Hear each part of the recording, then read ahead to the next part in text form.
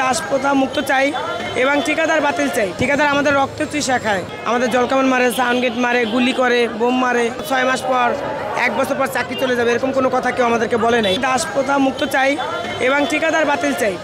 বাংলাদেশে এই ঠিকাদার চাই না। ঠিকাদার আমাদের রক্ত চুষা খায়। আমরা যখন চাকরি নিচ্ছি তখন আমাদের তো কোনো ওরকম কোনো কাগজপত্র দেওয়া হয় না। জেনে চাকরি নেওয়া হলো, কোনোদিন কেউ এরকম চাকরি থেকে বার করেনি ভাই। এত বছর চাকরি করছে, বের করে দেয়নি। আজকে নতুন ঠিকাদার এসে আমাদেরকে বের করে দিচ্ছে, তাহলে আমরা কিভাবে বুঝবো বলেন আপনি?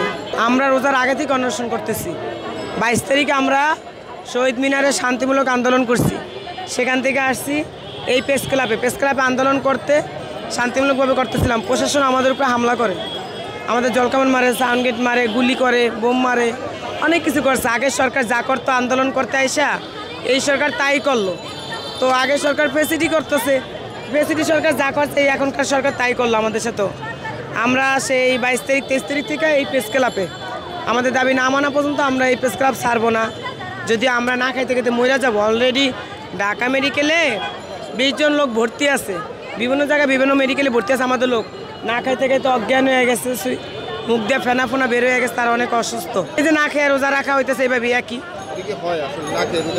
এখন সেটা জন্য দাঁড়িয়ে থাকবে কে? আমাদের প্রশাসনের যে যে জায়গায় আছে তার প্রশাসনের আন্ডারে যে মালিক আছে উনি, আর থাকবে ডক্টর ইউনূস। এরা থাকবে আমাদের এই কষ্টের জন্য দায়ী।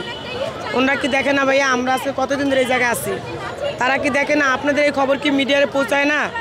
তাদের চোখে কি পড়ে না আমাদের এই দুঃখজনক কষ্ট?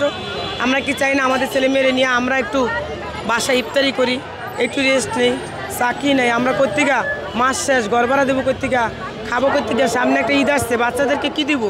কর্তিকা বাচ্চাদের একটা ড্রেস দেবো, কর্তিকা বাচ্চাদের মুখে একটা বেলা ভালো মন্দ ইফতার করে দেবো, কর্তিকটা দিব।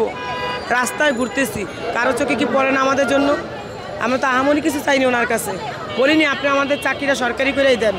আমরা চাই আপনি আমাদের চাকরি স্থায়ী করে দেন, মরার আগ পর্যন্ত এই কাজটা করে আমরা চাকরিটা করে খাইতে পারি। আপনার কাছে এত কিছু চাইনি। আমরা জেনে যুক্ত হলো, আমাদেরকে যখন দেওয়া হয়েছে তখন বলছে চাকরি এরকম আউটসোর্সিং বলে না যে তোমরা 6 মাস পর 1 বছর পর চাকরি চলে যাবে, এরকম কোনো কথা কেউ আমাদেরকে বলে নাই। এক দ্বিতীয়ত আমরা গত 17-18 তো আমরা এরকম আন্দোলন করছি এই দাস প্রথা মুক্ত করার জন্য, ঠিকাদার মুক্তি করার জন্য আমরা আন্দোলন করছি। এর মাঝখানে চলে আসে কোভিড-19 চলে আসে, তখন থেকে ঘর থেকেই বেরোতে পারে না। কিন্তু আমরা মেডিকেলে যখন চাকরি করছি তারা এই কোভিড যোদ্ধা, তারা আমরা অনেক কষ্ট করে তাদেরকে সার্ভিস দিচ্ছি। আমাদের সেই সার্ভিসটাকে তারা ভুলে গেছে। বাবা মেয়েকে ফালাই রাখছে, মেয়ে বাবাকে মেডিকেলে ফালাই রাখছে, আমরা ফালাইনি। আমরা তাদেরকে বুকে টেনে নিচ্ছি, আমরা তাদের ট্রিটমেন্ট দিচ্ছি, আমরা মরণের ভয় করিনি। তাহলে তখন বলা হয়েছে যারা করোনার যারা চাকরি করে যোদ্ধা তাদের চাকরি যাবে না, এরকম কথা দেওয়া হয়েছিল। তাহলে এখন কেন সেই চাকরি যাবে? 17 তারিখে এই যে আগস্টের 17 তারিখে আমরা ফার্স্টে যখন আন্দোলন করি তখন উপদেষ্টারা আমাদেরকে কথা দিছে যে যেখানে আছেন কারো চাকরি যাবে না। ডক্টর ইউনূস কথা দিচ্ছে চাকরি যাবে না। তাহলে আজকে কেন চাকরি গেল? আজকে কেন আমাদের চাকরি যাবে? আমাদের এটাই একটা দাবি। আমাদের উপরে এই যে পুলিশ, প্রেস ক্লাবের পুলিশ আমাদের উপর অনেক অত্যাচার করছে, এটার জন্য আমাদের খুব মনের ভিতরে খুব একটা ক্ষোভ ছিল। কেন করবে? আমাদের লাঠিচার্জ করবে পুলিশে। মহিলা পুলিশ একটা একটা কথা ছিল, পুলিশগুলো আমাদের গায়ে টাচ করছে, লাঠিচার্জ করছে। প্রত্যেকটা পুলিশের ভিতরে আছে, একটা কোনো মিথ্যা কথা নাই, পুলিশের ভিতরে দেওয়া আছে। তারা যে লাঠিচার্জগুলো করছে, গুলি মারছে, রাবার গুলিগুলো যে মারছে,